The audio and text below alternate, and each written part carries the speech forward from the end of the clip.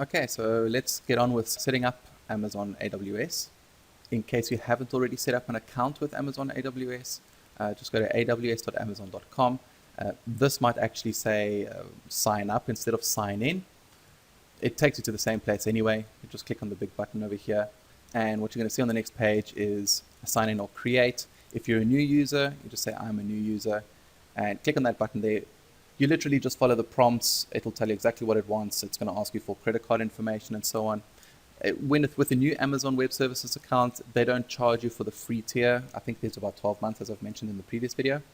But they do ask for the credit card information because if you do upgrade and so on, then obviously they're going to want to charge you for that.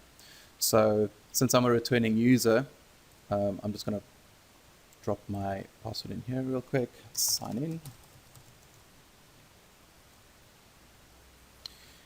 Right, and first thing that you see, of course, is a myriad of options just all over the place, which can be a little bit overwhelming. Very simple though. If you look over here, you see it says Identity and Access Management. That's what you're looking for. You're just going to click on that. And what we're doing here is we're basically just creating an API user, which we can then use to communicate with your Amazon Web Services and then to deal with your RDS instance and actually create the instance or modify it and so on. But we do unfortunately need this step. There is no way around it.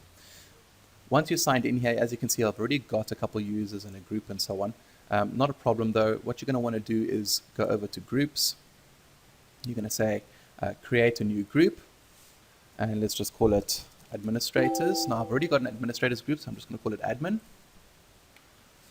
And then you're just going to say administrator access, full access to the AWS services. You click on next step. You can change the group name or whatever, and then you just click on create group. Okay, so we've just created an admin group here, and now what we're going to do is create a user which we're going to link to that group.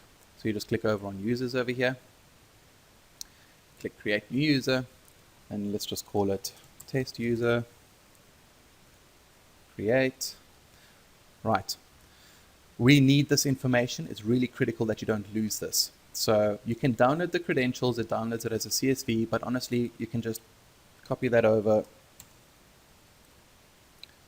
Just opening up a notepad, paste that in there, and we're just going to hold on to that for later. And then we're done. So that's fine. Just go ahead and close. Okay, so once that's done, we're going to link the user to our group. So just tick the checkbox to the left of your username, and then under user actions over here, click add user to group. Choose admin, add to groups, and we're done. So next video, we'll just show you how to use the user credentials to plug that into Heatmap Tracker so that Heatmap Tracker can create the new RDS instance for you, and then it will also be able to manage it for you from then on. See you in the next video.